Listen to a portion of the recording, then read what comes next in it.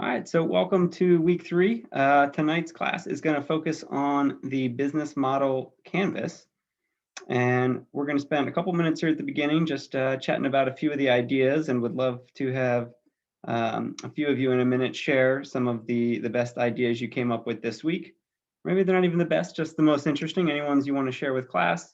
We'll spend about 10 minutes going over the readings. I've got a few questions to ask. And then I will give an introduction to the business model canvas. And then we're actually going to spend some time in breakout rooms. And I have a Google Slides business model canvas template that I'll share with all of you all, so you can actually take one of the ideas you've been working on or coming up with so far this semester to start filling in some of the quadrants there on the business model canvas. We'll bring it all back together, have an opportunity for a few of you to share your screen and walk us through your business model canvas. And then at the end, we'll have some time for questions and prepping for next week. So if at first the idea is not absurd, then there's probably no hope for that idea. And with that in mind, would love to have a few volunteers, if you want to raise your hand, just to share one or two of the ideas you came up with this week as part of your 10 ideas.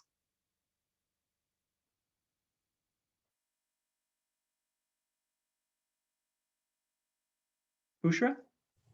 Does it have to be absurd? It does not have to be absurd. It can actually be a good idea if you would like.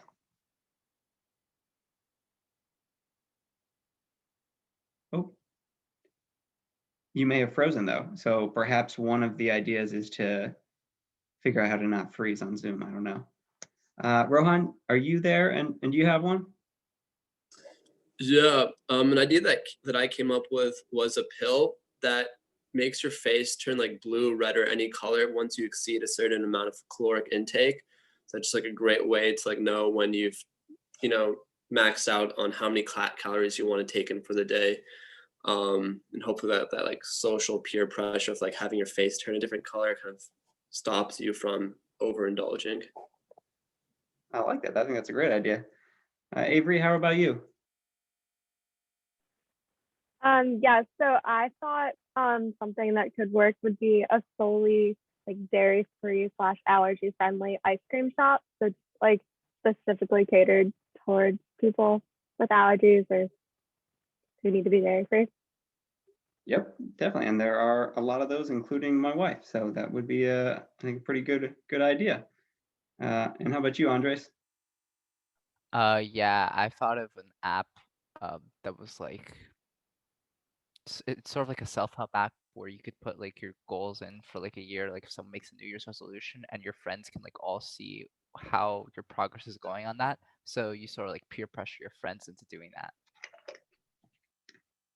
Definitely, I think that could be really helpful. And there's a great author, Gretchen Rubin, who has a book called The 4 Tendencies, which basically talks about how do people set goals and actually work towards achieving them.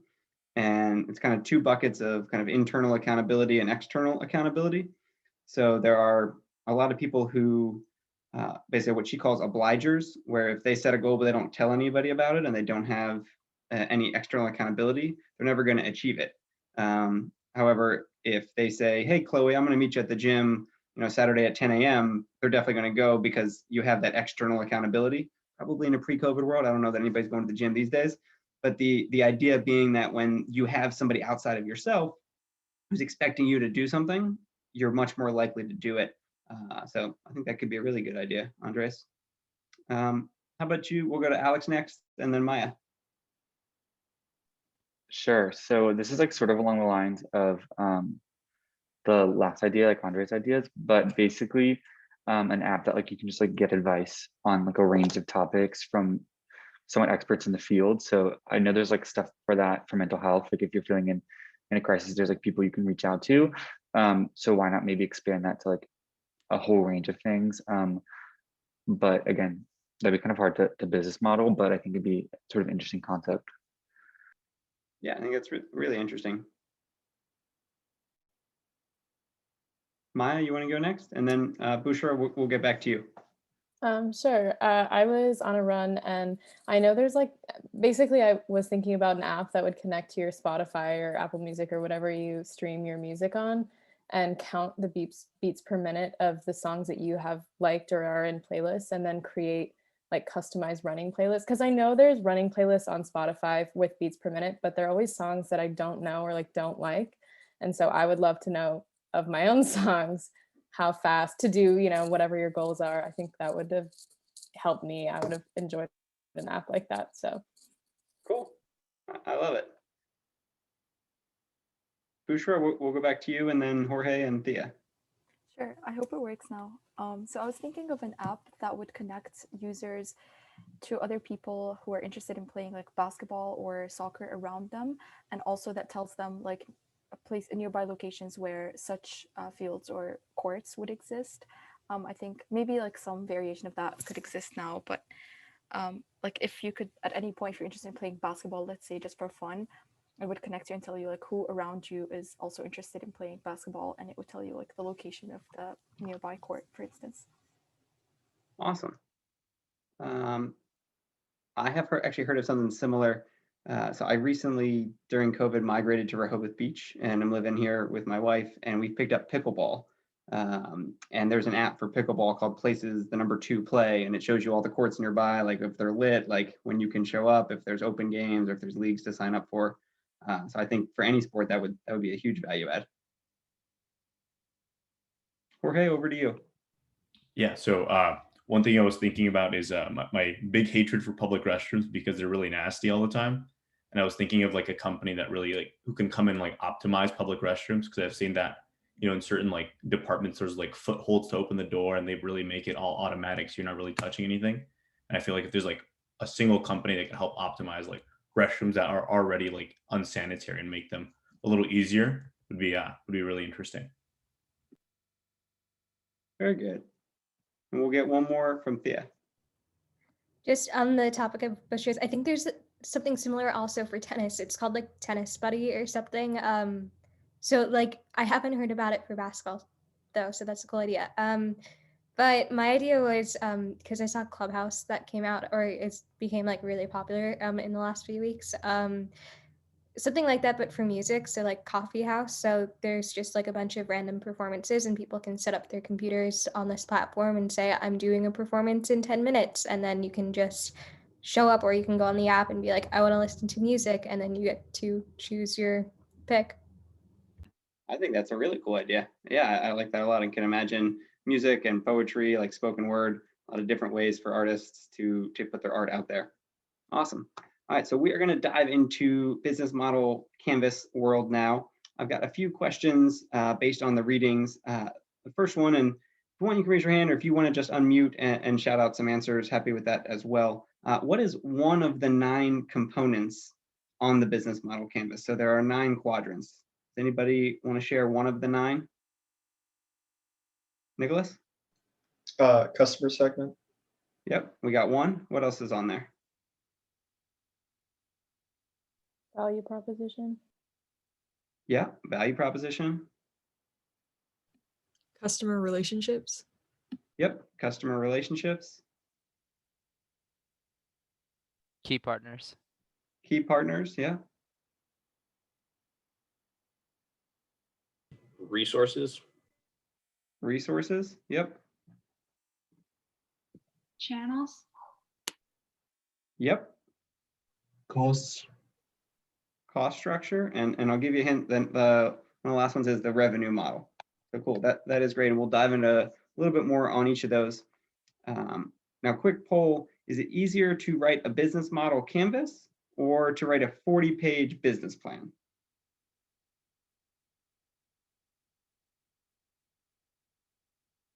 I'm gonna encourage interactivity. We can just unmute and shout it out. What do you guys think? I think I'm gonna have to go with the business model canvas. Oh, Yeah, same. bravo. I think that is a great answer. A one piece of paper you can fill out in, I'm going to say less than 10 minutes in this class. I would be very surprised if you could craft a 40-page business plan by 5:50 tonight. And so follow-on question, what is the best writing utensil? Imagine this is a world in which we printed out these business model canvases as opposed to just using Google Slides. What's the best writing utensil to fill out your business model canvas? A pencil, probably. That's a great answer, because on the back of that is our little friend, the eraser, because a lot of what you end up putting in the first or second iterations of your business model canvas are going to be erased and updated and rewritten and iterated on based on all the things you learn from talking to customers. And so last question before we dive in, do you need to have 5-year financial projections and pro forma with EBITDA calculations in order to fill out a business model canvas? No, you're right, you don't. Beautiful. All right, so let me go back to sharing my screen here and we'll get into some slides. So next question here, what is a business model? A business model is an iterative framework for startups to document, challenge, and communicate a profitable and sustainable business model. So that's what a business model canvas is. And I like to paraphrase Biggie Smalls here. Instead of mo money, mo problem, it's mo margin, mo mission. All right, so the more margin you're earning with this business idea, as we talk about your business model, what's your cost and your revenue, basically your revenue minus your expenses is your net profit, and that's your margin. It's a little complicated how some of that math works, so I'm also going to recommend investopedia.com as a phenomenal resource you can use anytime me or any of your other professors or friends drop any business words you don't know what they mean. Just look it up right there on Investopedia. And find the chat real quick. I can't find it. All right, next slide. So here's a look at the 9 quadrants. And here's a look at some questions for these 9 quadrants that you can think about. And under key partners, actually, I'm not going to start there. I'm going to start with value proposition in the middle. This is square one. All right, so we want you first and foremost thinking about what is your value proposition, what problems need to be solved, and then what product or service can do it best. And so I think we've talked a little bit about this kind of 2-sentence pitch where it's, do you know how? And you describe a problem or a pain point that needs to be solved. And the second half of it is, well, what we do is, and there's your value proposition. Some people might call it a unique selling proposition, but it's what are you really delivering? And from there, you want to look at what activities and resources do you need in order to create and deliver this value proposition? So are there certain goods or inputs required? And I'm going to use glasses as an example. So to make these glasses, you need a frame, you also need lenses, and then you need somebody to actually put the lenses into the frames. And then you might also need a hard case to go with it, and maybe a cleaning cloth in there. And then another resource, you might need a box to mail the glasses in to get them to the end consumer. Another resource that also taps into the cost structure here is perhaps a website. How are you going to market or sell this product or service? So you need to be able to set up a website. In the cost structure bucket down there, what's the total cost to produce the glasses? Maybe it's $25 for the frames, $15 for the lenses, $3 for a case, $1 for a cloth, plus $6 shipping. All in, we're looking at $50 for a pair of glasses. The other cost structures include like website hosting, as well as paying any employees you might have, paying yourself, paying any contractors or supply chain partners. And this kind of dovetails into all the way on the left bucket there, which is the key partners. And so who are your suppliers and service providers, folks that can make the magic happen with your idea? In some cases, other students in this class could be a key partner. You could even throw Professor Malloy in there. If I'm a key partner helping you come up with how do we do this, if you want to build something physical, maybe you go to sourcify.com, which is a great website for sourcing prototypes and kind of a small minimum order quantity runs of new products. You can also think about basically like other people who sell a similar product to the same target audience. They could be a potential key partner because you're able to kind of piggyback on their existing customers. And hypothetically, if you have customers, they can piggyback on that so you can both reach new audiences. I'll give you an example. Earlier today, I actually bought a bundle of ebooks and online training courses on sales and marketing and writing content and how to do taxes. basically 20 ebooks and online classes all bundled into one, like 250 bucks. But I was interested in it. They had an expiring offer where it expired tonight at midnight. And I felt this like sense of urgency. I needed to buy it. And because they bundled them all together, it was like a couple $100, whereas individually it could cost like $8,000 for all of these different things that they were offering. And so that was one way each of those 20 different, I'll say thought leaders or online course trainers was able to partner with 19 other people to reach a much broader audience, because everybody emails their list and says, hey, if you want to get this, I only knew one of the 20 guys. But as a result, I'm now going to learn about all of the other folks who were delivering their products there. So now on the right-hand side of the business model canvas, we've got customer relationships. And this can really vary with different types of businesses. It's how do you interact with the customers? Is it strictly e-commerce through a website? You know, a lot of people nowadays don't ever want to interact with a human-to-human contact. Whereas, 20, 30 years ago, there was always some human touch. If you went into the flower shop, you talked to the lady behind the counter, and she would help you pick out the perfect flowers and the baby's breath. And you go into the wine shop and they're like, oh, let me tell you about this one from this part of California or Italy or wherever it is. Whereas like some of the apps that you guys are thinking about, let's say you build the app, how do customers or users actually hear about it? How do they find out it exists? How do you get your first 10 users, your first 100 users? How do you make it easy for them to tell their friends? When you mentioned Clubhouse, like Clubhouse didn't just say, hey, world, you can join Clubhouse. They said, hey, we have virtual velvet ropes. It's super hard to get into. They've been out, I think, since April of last year, but like very, very slowly saying, hey, you can invite friends. And because of that, there's this like exclusivity. It's like the in club, like once a week or once a month, you get one new invite and you're like, which of my friends is really cool? Let me send it to them. Because then you earn a little bit of social capital. So thinking about how it is that as a business that's providing a product or service, do you want to interact? It certainly can be on social media, either with getting folks to follow or like your page, encouraging folks to like fill out like a little chat bot. When you go to a website, they have the like, somehow it looks like a real human, but it's always a fake little robot thing being like, hi, I'm Sam, I'll help you. Is that part of it? Do you have a customer service phone number? And I will 10 out of 10 highly recommend figuring out ways to surprise and delight your customers and to provide exceptional customer service. That is one of the ways in which you can differentiate from the competitors. And you get what are called brand evangelists, and people who want to talk about your brand and your product and service because it's added so much value, because they did such a great job. I'll give you an example. I have a very comfy chair I'm sitting on right here. A couple weeks ago, my wife ordered a brand new, very fancy office chair to sit in at work. We got it, we put it together. We realized we missed a whole part. We forgot to put on like the thing that your feet rest on, and we couldn't figure out how to take it apart. And it was a Sunday, and they're like, oh, we don't open until Monday, West Coast time. So I called them on a Sunday at noon. I was like, hey, I built the thing. We forgot to put the ring on it. I don't know what to do, and I don't want to break the chair taking it apart. There's no like eject button. Give me a call back on Monday. Here's my cell.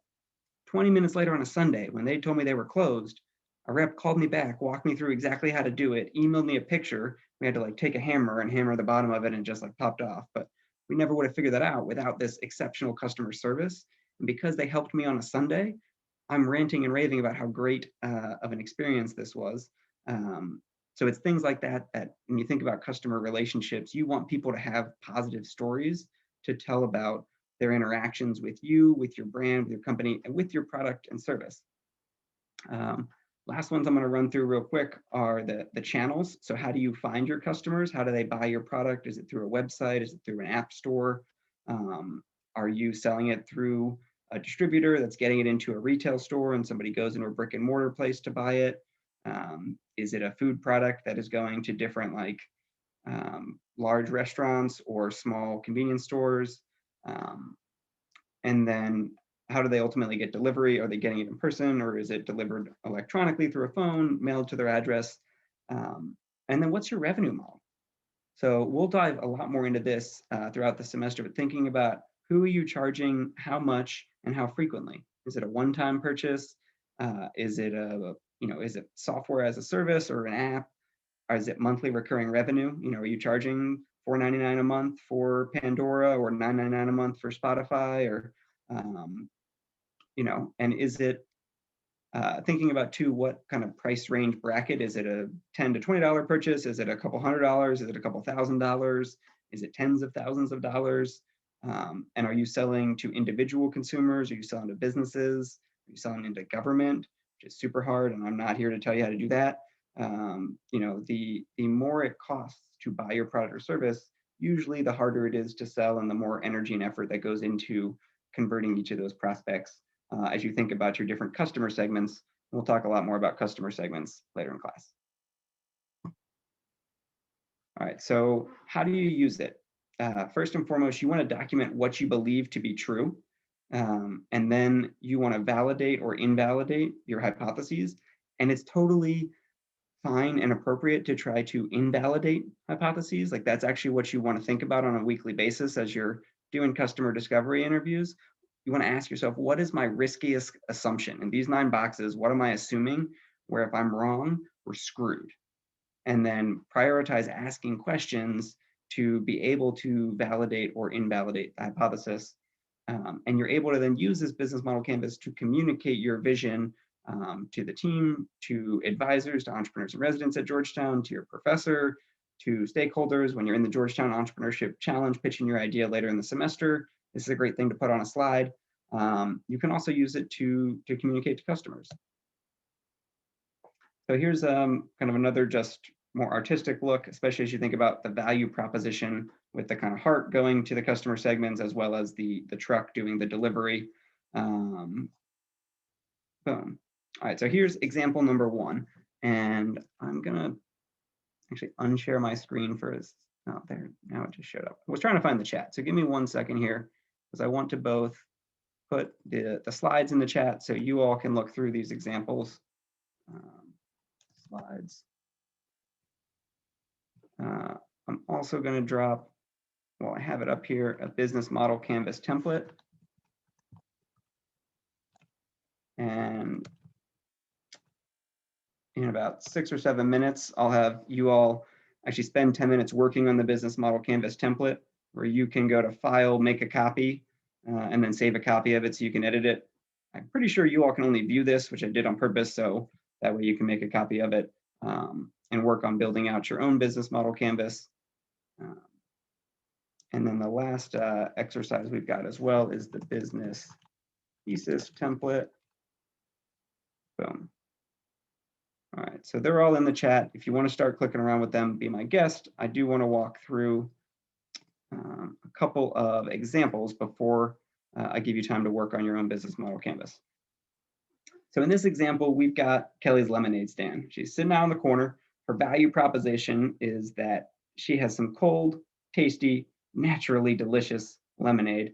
And let's assume it is June 15th. She is out there. It is 95 degrees. You have a good sticky DC sweat going. And so her key activities include making the lemonade, marketing and selling. The resources are the lemonade powder, water, salespeople. She's the salesperson. Maybe her mom or dad is helping as well. And a little table to set up there.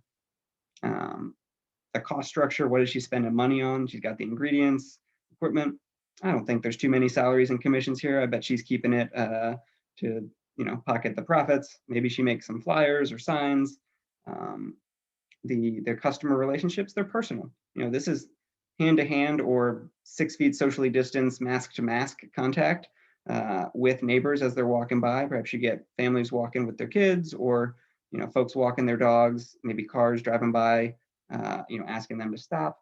And she's primarily selling it through the booth.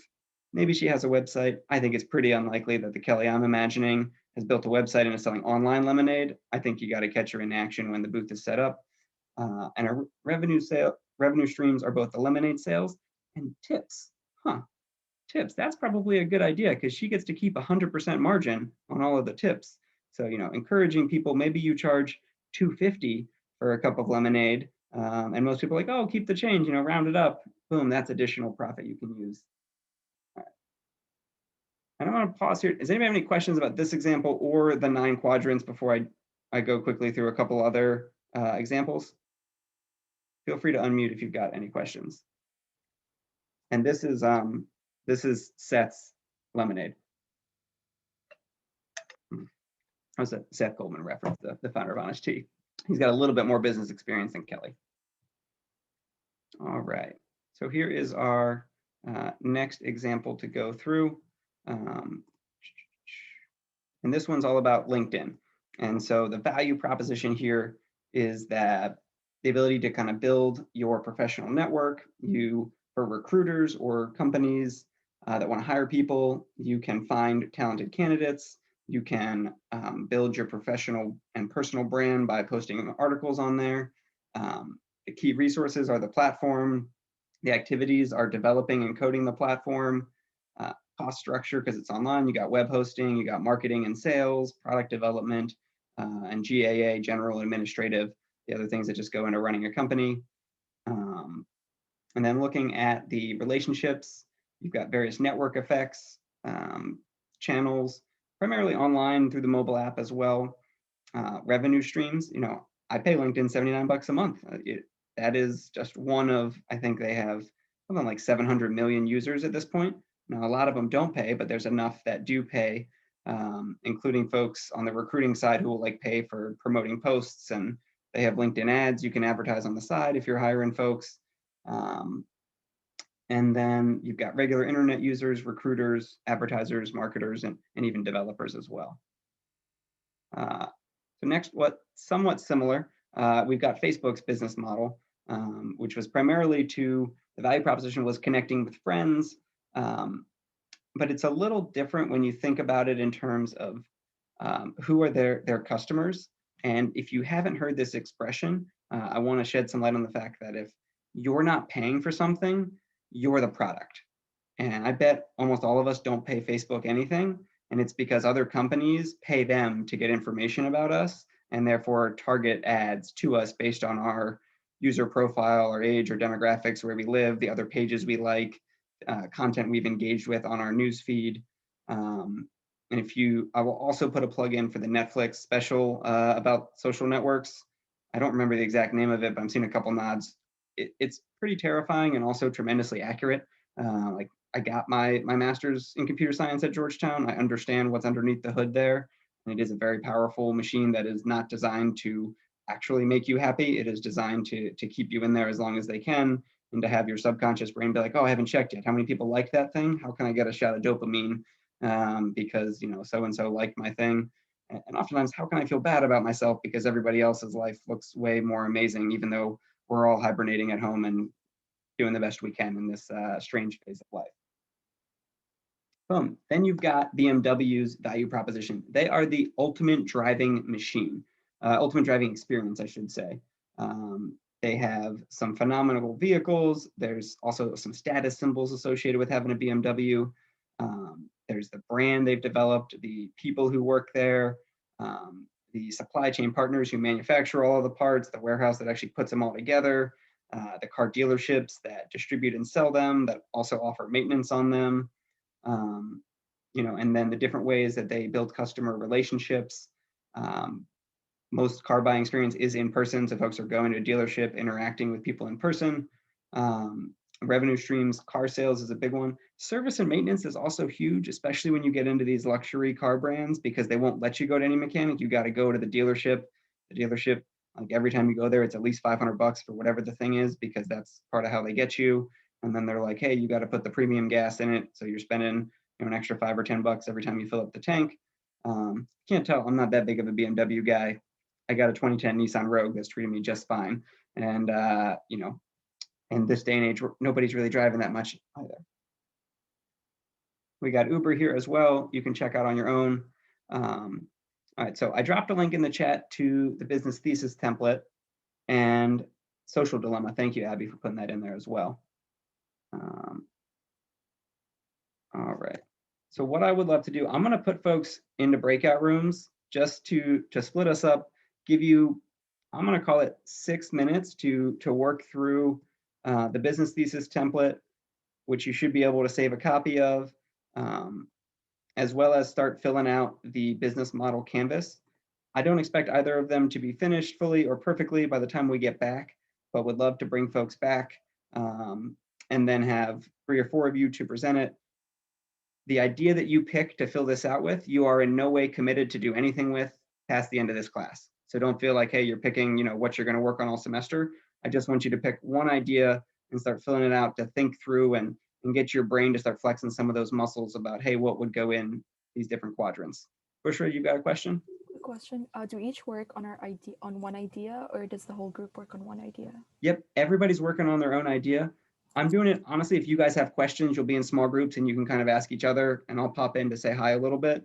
If you want to be silent and just work on it, that's fine as well. I just imagine that, in one big room, it's a little overwhelming, and want to try to have some breakout time for each class. Professor, should we share the things with you when we're done? Yep, if you wouldn't mind just sending me an email with them afterwards, that would be great. And I'll also frame it too as, it's okay if it's not fully filled in every quadrant and you don't know all the answers. This is more of a getting through the exercise and process. Should we copy and paste into another doc? Because I don't know if we're able to edit it in that way. Yeah, so if you go up to file and then there should be make a copy, it should save a copy that you can then edit, and you can also set the settings so like anybody with the link can edit it. So if you send it to me, I can go in and give you some notes on it as well. Cool. Any other questions before I pop you into breakout rooms for 6 minutes? You might have answered this, but did you say we're doing both the template and the plan thing? You said both of those? Both the business model canvas and the business thesis template. Okay. And they kind of build on each other, where like the business thesis template is really the value proposition and helping you kind of deepen the understanding there, whereas the business model canvas has kind of all 9 quadrants. Thank you.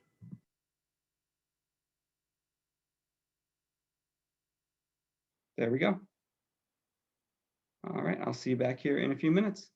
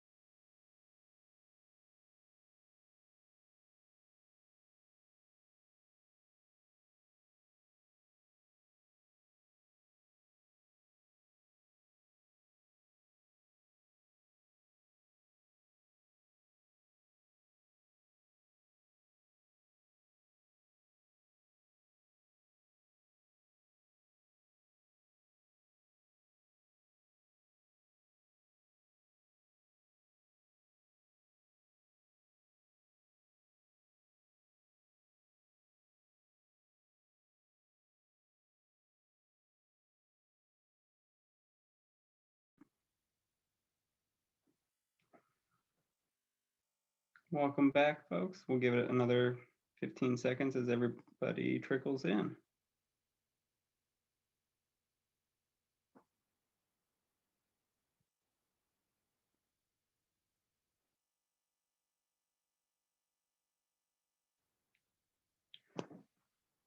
All right, welcome back, everybody. We've got about 10 minutes left in class. Would love to get a couple of volunteers who can, in about 60 seconds or so, share their business model canvas and just talk us through a little bit of their idea and what they're able to chart out briefly in class.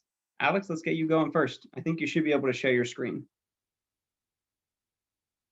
Yep, okay, let me just get to the right one. Okay, sweet. So I guess to like be fully transparent, this is something I've been working on in the C Lab. So not like fully the first time I've done this, although this is the first time I've used this format. So basically the customers are people who have unregistered assets. So that can be anything from a house that was built illegally or a vendor on the side of the street who has to use like an illegal stand, like whatever that may be. And there's a variety of reasons why that occurs.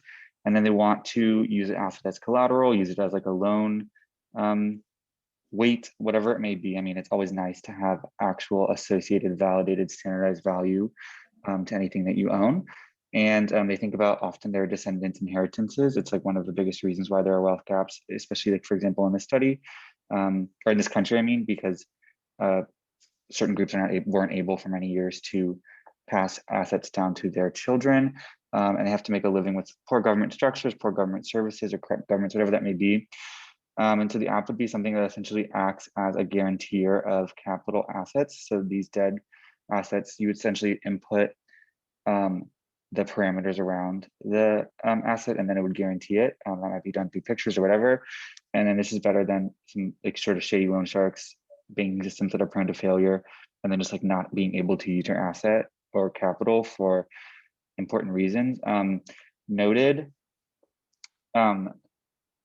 Side point though, is that one thing is definitely having access to that technology. Although there is like definitely that around the world, that's definitely a big hurdle. But yeah, that's the gist of it.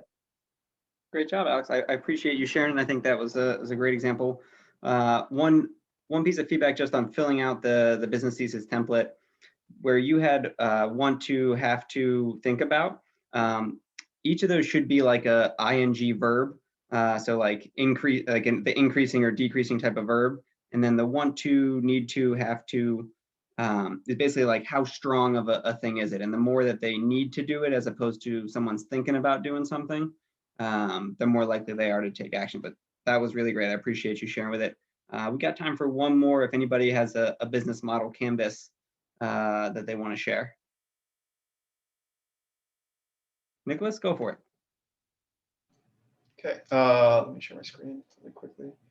So yeah, so I had, it's basically a platform which, so yeah, let me go through it. So there are nonprofits who want to hire more capable employees. They want to decrease tasks, decrease unfilled positions.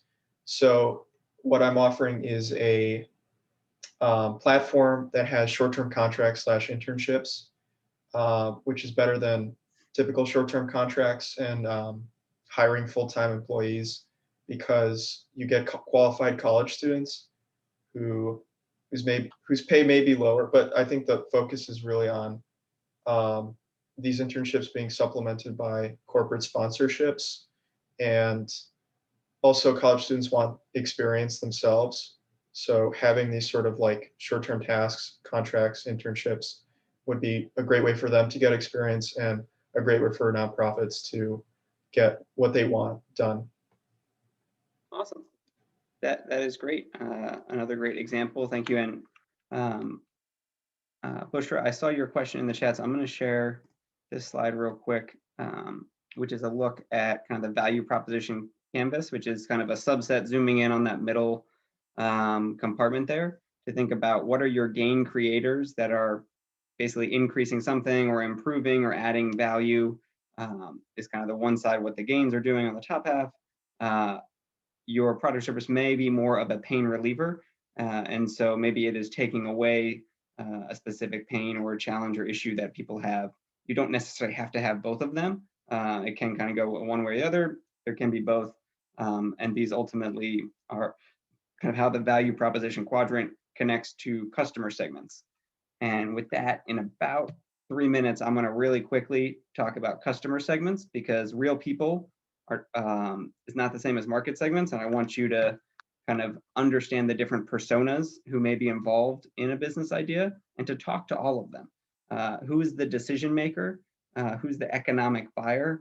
And I'll use, let's say it's a kid's toy. There's a new Legos, Star Wars Legos that comes out. So the decision maker is probably the mom and dad. The economic buyer, probably the mom. The end user is the kid. The budget owner is parents.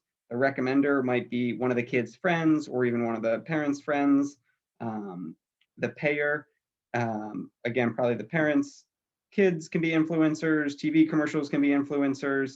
The saboteur could also be the parent, or somebody else saying, oh, your kid has so many Legos, I don't need more Legos. And this is a little part of this, there's a lot of overlap here in this example, but as you develop anything that's business to business related, it usually involves several different stakeholders.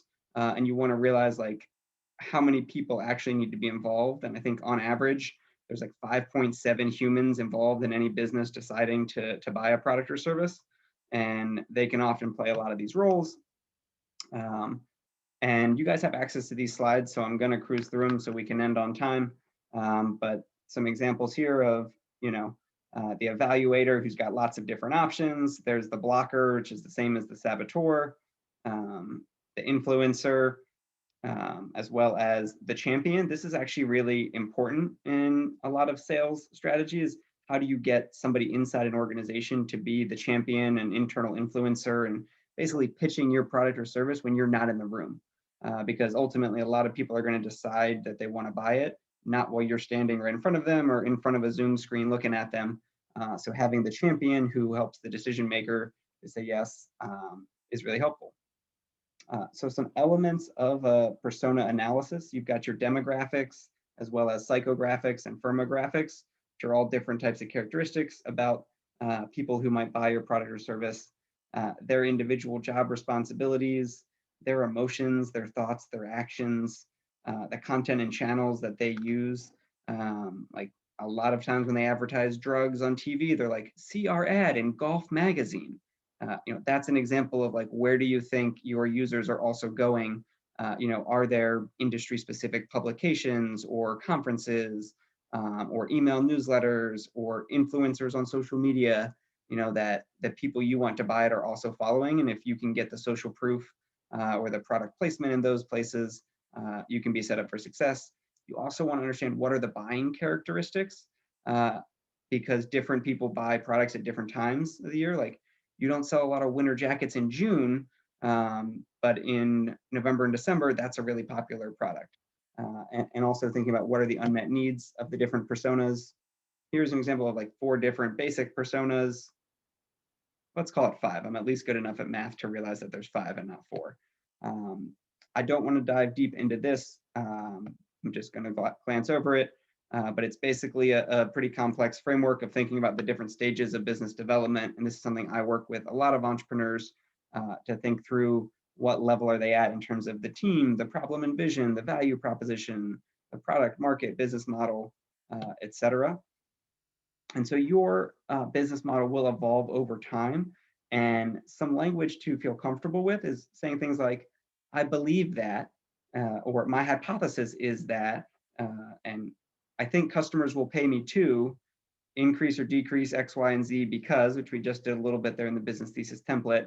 And one of the most powerful sentences you can say as you go through this process and do your customer interviews is that 73 customer discovery interviews, or at least 10, because I'm going to require you to do 10. So once you get to double digits, you have more credibility and validity in what you believe to be true because you've talked to enough people who have shared their perspective. Boom. With 1 minute to spare, we are going to wrap up and go over the assignments for next week. We're going to have the 10 ideas as always. I'm also going to ask each of you to submit the book that you want to read and the audiobook and or podcast that you want to listen to this semester. All of these things live in that 10 ideas per week Google Sheet, which I hope you're becoming intimately familiar with. And then a couple things for next week. One is just watching a 10-minute video about conducting customer interviews. I'm also going to ask that you pick up a copy of John Jabara's ebook. It is less than $10. I hope that is not a barrier for anyone. If for any reason it is, let me know. We can talk about it. He's another entrepreneur in resident, and I would consider a guru on customer interviews.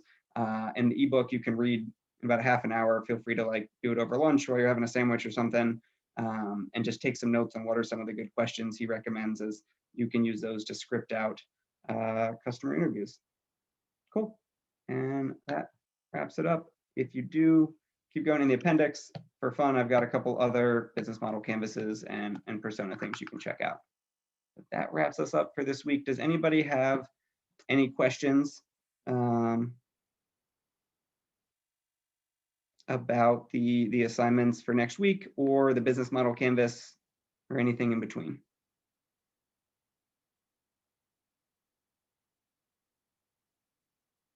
All right, Avery, let's go to you.